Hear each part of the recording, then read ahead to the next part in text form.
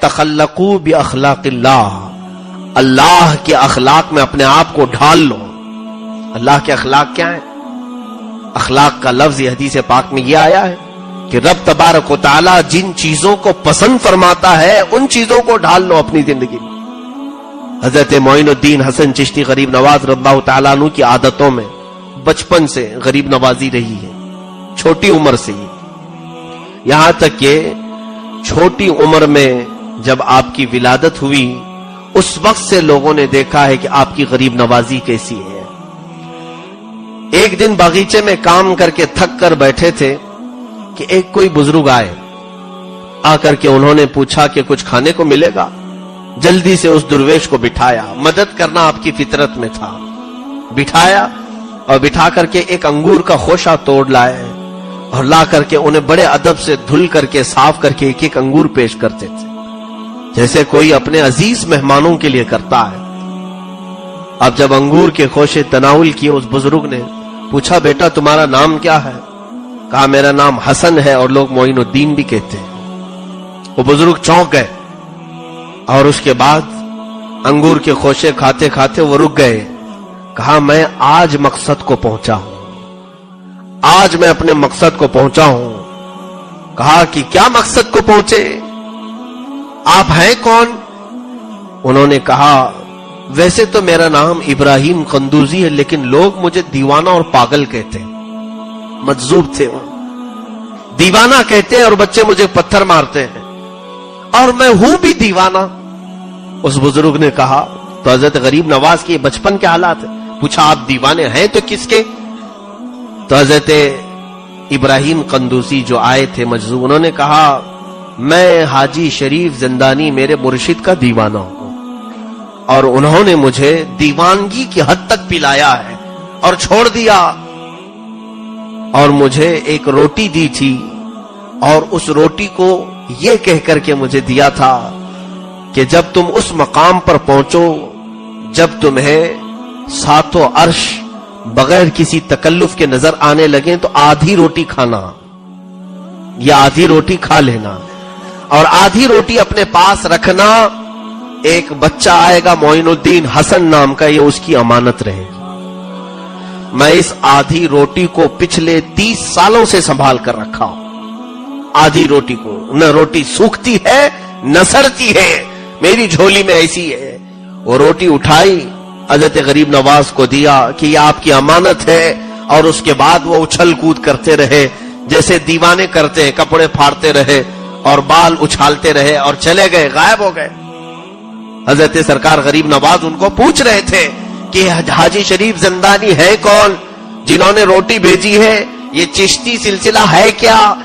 حضرت ابراہیم قندوزی اچھل کود کرتے ہوئے کہے تو اسی لیے بنا ہے تجھے سب پتا ہو جائے گا، تو اسی کام کے لیے پیدا کیا گیا ہے، تجھے سب معلوم ہو جائے گا، اب مجھے بتانے کی ضرورت نہیں، غائب ہو گئے۔ وہ آدھی روٹی کھانے کے بعد جو غریب نواز کی زندگی پلٹی ہے، اب دنیا سے رغبت ہی ختم ہو گئی، نہ انگور کے باغیچے میں دل لگتا تھا نہ پن چکی میں۔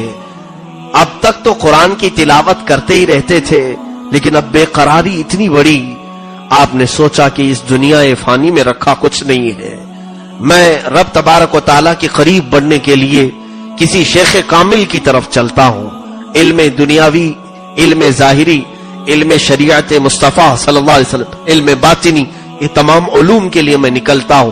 وہ 14 سال کی عمر ہے، اس وقت یہ باغیچہ پورا آپ نے بیچ دیا، پنچکی بھی بیچ دیا، اور جو مال ملا وہ سب فقراء اور مساکین میں تقسیم کیا، تھوڑا سا اپنے کھانے کے لیے اور سفر کے لیے رکھا اور نکل پڑے۔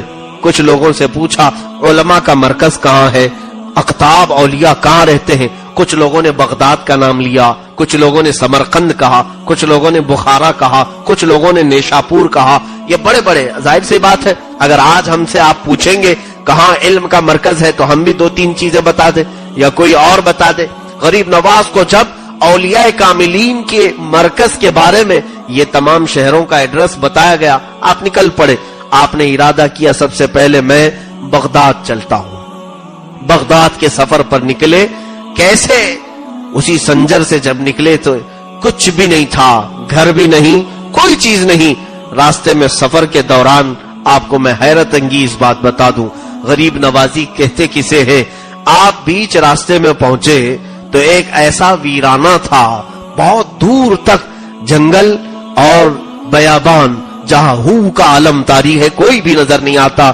दो लोगों को देखा गुदड़ी में बैठे हुए हैं, लेकिन थे वो डाकू, वहां भेष बदल करके बैठते थे, रोज आने जाने वालों को रो धो करके या किसी तरह डाका डाल करके माल हासिल करते थे। उस वक्त जब सरकार गरीब नवाज का गुजर उस रास्ते से हो रहा था तो वो दोनों एक दरख्त के नीचे बैठे, उनके करीब आने से पहले खुद गरीब नवाज उनके पास गए, पूछा इस बयाबान में आप दो लोगों का तन्हा रात में बैठना क्या माने रखता है? उन्होंने कहा हम दर हकीकत अजनबी हैं, परेशान हाल है, हमारे पास कुछ भी नहीं है, अगर आपके पास कुछ खाने की चीज है तो दे दे। अपनी झोली में सरकार गरीब नवाज की जो जो कुछ खाने का रखा था सब उठा के उनके सामने रखा। वो दोनों रहजन डाकू खाते रहे। जब खाना मुकम्मल हो गया तो पूछा कि कुछ माल भी है तो दे दे। गरीब नवाज अपनी पूंजी में से जो था निकाल करके सबसे पहले ये कहते हैं, माफ करना, मेरे पास जितना है मैं दे रहा हूं, शायद आपकी जरूरत पूरी इससे ना हो तो मेरे बारे में बुरा गुमान मत करना कि आपकी जरूरत मैंने पूरी नहीं की। ये कह करके माल पूरा दिया, पूरा दे करके ये कह रहे हैं अगर तुम्हारी जरूरत पूरी ना हुई तो मुझे बुरा मत समझना, मेरी जितनी ताकत थी मैंने दे दिया। झोली पूरी झटक दी उनके सामने। वो दोनों रहजन डाकुओं ने ये पूरा माल लिया और पूछा आप कहां जा रहे हैं? गरीब नवाज ने फरमाया बगदाद का सफर है, वहां से नेशापुर है। गरीब नवाज की ये बात सुनकर वो दोनों कहने लगे, ए अजनबी मुसाफिर, तुम्हें मालूम है बगदाद यहां से कितना लंबा सफर है? कहा हाँ मालूम है, 1 महीने की मसाफत है, 1 महीने का सफर है पैदल, और उसके आगे नेशापुर उतना ही आगे है। गरीब नवाज से उन दोनों ने कहा 1 महीने का सफर है, आपकी झोली में न खाना बाकी रहा न माल बाकी रहा, आप कैसे आगे का सफर तय करेंगे? गरीब नवाज ने पलट करके कहा इस बयाबान और वीराने में तुम जैसों को मौला मुझसे माल पहुंचा सकता है तो मेरे सफर में भी वही इंतजाम करेगा। तुम यहां भी बयाबान में और वीराने में बैठे हो, देखो आसपास किसका घर है? कुछ नहीं है, लेकिन तुझे रब ने खिलाया कि नहीं खिलाया? उन्होंने कहा यकीनन मौला ने ही खिलाया है। कहा जो तुम्हें मुझसे खिला सकता है मुझे किसी और से खिला सकता है? उसके बाद वो दोनों की आंखों से ऐसे आंसू जारी हुए, दोनों ने तौबा की, कदम पकड़ लिया और कहा माफ करें, हम ना अजनबी हैं ना मुसाफिर हैं, हमने धोखा दिया है आपको, हम डाकू हैं, माल लूटते हैं जो भी यहां से गुजरता है, कभी उससे मीठी चपड़ी बातें करके और कभी जोर जबरदस्ती। सरकार गरीब नवाज ने फरमाया बस तुम्हारे दिल में अब रब की मोहब्बत आ गई है, तौबा करो और जाओ, ये जो माल मैंने दिया इसी से अपनी जिंदगी पूरी बिता लो। उन दोनों ने कहा नहीं हुजूर, आप जा रहे हैं सफर में, ये माल रख ले। गरीब नवाज ने फरमाया अल्लाह रब्बुल इज्जत की रब्बुल आलमीन की ये शान है, जब वो बंदों को देता है तो वापस नहीं लेता, तो बंदा बंदे को देकर वापस मांगे ये मौला को पसंद नहीं है, मेरे रब को अच्छा नहीं लगेगा। इसलिए हिबा जो होता है वो बख्शिश है और बख्शिश दोबारा मांगी नहीं जाती, आप रख लो इसे। गरीब नवाज ने वापस 1 पैसा भी नहीं लिया, सफर में चल पड़े। बीच रास्ता, रात का आधा पहर गुजरा भी नहीं था कि एक खातून उस रास्ते पर अचानक वारिद हुई और कहने लगी ए मोइनुद्दीन हसन, आप मुसाफिर हैं इल्म दीन के, आप मुसाफिर हैं राह खुदा के, क्या ही अच्छा हो कि आप मेरे घर में आज एक दिन मेहमान नवाजी को कबूल कर ले। गरीब नवाज ने उस बूढ़ी औरत के घर मेहमान नवाजी को कबूल किया, खाना खाए, रात गुजारी, सुबह उठ करके चले। वो दोनों जो रहजन हैं वो गरीब नवाज के मुरीद भी हैं, खलीफा भी है।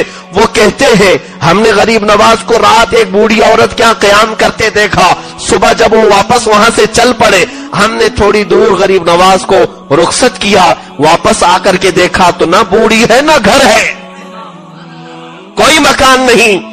उस वक्त यकीन हुआ, सच फरमाया था मोइनुद्दीन हसन ने, जो बयाबानों में जंगलों में हमें खिला सकता है वो मोइनुद्दीन को तन्हा कैसे छोड़ सकता है।